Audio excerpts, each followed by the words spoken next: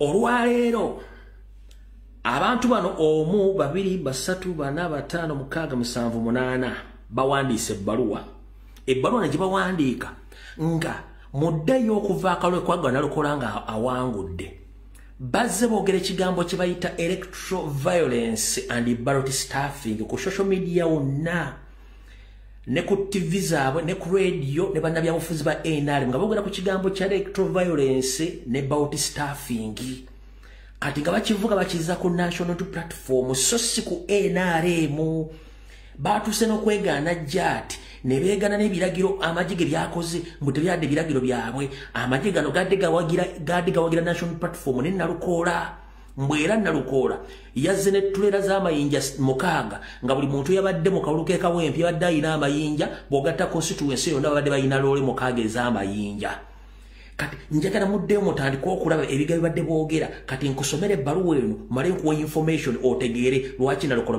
bamuganya ogenda okulayira mbagambye akirimu Anita Amongi, Muhoozi Kanyarugaba ne Museveni Azolo ne Salimu Sale kati mumpulirize bulungi nnyo ebbaluwa ne bagiwandiise leero bagambye bati Council Nalukoola kansubire kwolyo bagambye bati Declaration of the Alliance Against Electoral Violence okulangira kw'olukale eri abo abeegattidde ewamu okulwanyisa obutabanguko obuli mu by'okulonda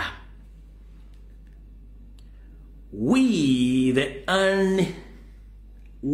are the unreasoned representative of the Uganda Law Society government and civil societies, media and human rights organizations come together to condemn the electoral violence in all its forms and to plead corrective efforts towards preventing magnitude its concerned in Uganda. Bagambye nti bano abakiwandiise nga beegattidde wamu n'abo bekikwatako naddala n'abo abateesiteesi n'abafumbi b'amateeka saako ne mu gavumenti n'abo ebitongole eby'eddembe okuli bannamawulire abalwanyizira eddembe ly'abantu nga beegattidde wamu bavumirira obutabanguko obwadde mu kulonda na buli kimu kyonna ekyabaddeko era mu kusinziira ku kiki bagamba okukola bagezaako nnyo okwogera ebintu bino okulaba nga bamalawo obutabanguko mu Uganda. Recognize the fundamental rights of the citizens to participate in the peaceful and free elections and the importance of upholding the rule and law and democratic principles. Acknowledging the history of the electoral violence in Uganda, which has marred the country electoral process and undermined the trust democracy institutions. Noting the disappropriate impact of electoral violence on women, journalists, and marginalizing the communities and the need for targeted measures to protect those groups. We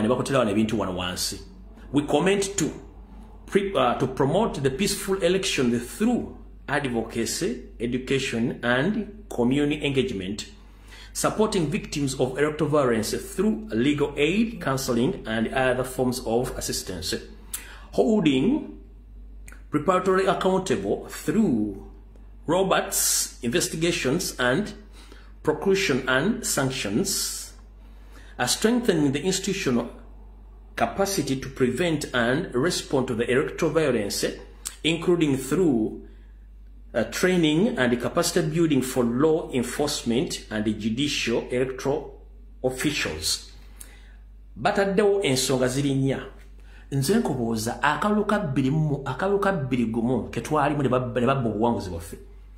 Ani yavaayo okwogera ku kukwata, okutemula, okukuba n'okulemesa pulezidenti waffe n'ekibiina kya National Platform okwetoola eggwanga lyonna?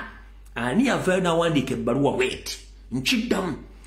Ani yavaayo n'avumirira obutabanguko, okubba obululu, okutta, okuwamba nga ne bakomedi baffe bakyali mu makomera olw'akalulu akaggwa? Ani yavaayo n'awandiika ebbaluwa?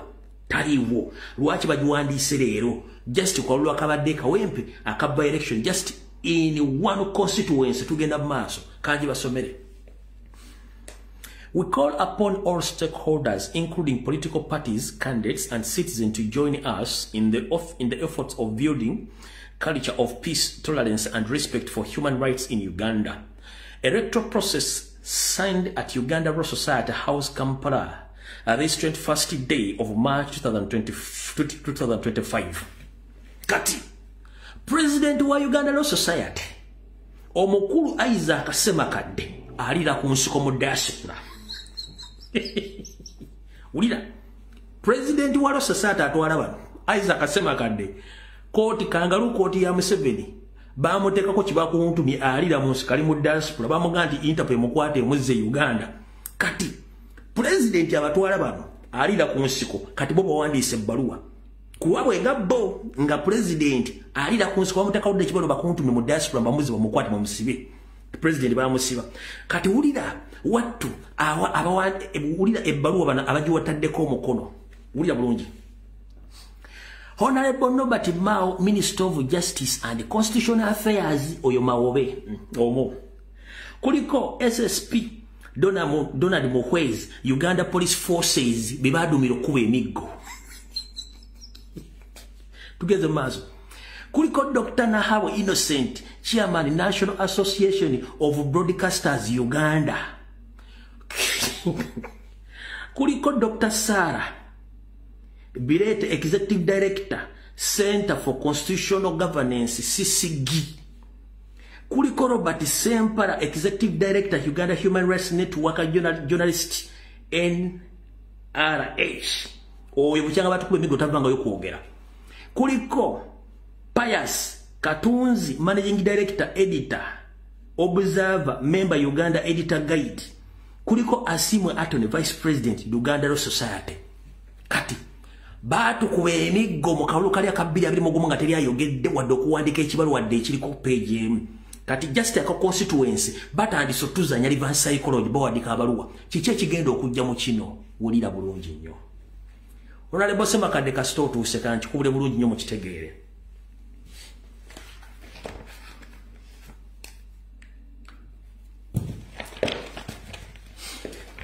Gwe muna Uganda ali teweewuunya nga omwagala wammwe omulonde Honorable Nalukoola Elias Luyimbazi nga talayidde.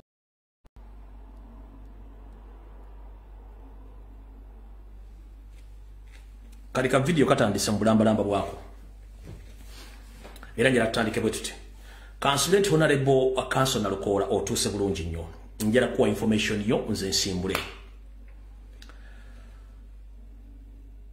Ngabo twabagambye nti akalulu ke Kawempe North. Kalumye Museveni ne Kalumanita Amongi ne kaddamu kati ne kewogoma. Bino bengendo okwogera mugenda bila bako okujjako nga bakyusiza. Council Nalukoola kansuubire tukuuli.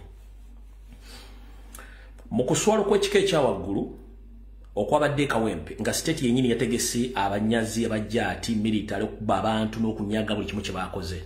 Badde basuubira nti akalulu kano bagenda kawangula.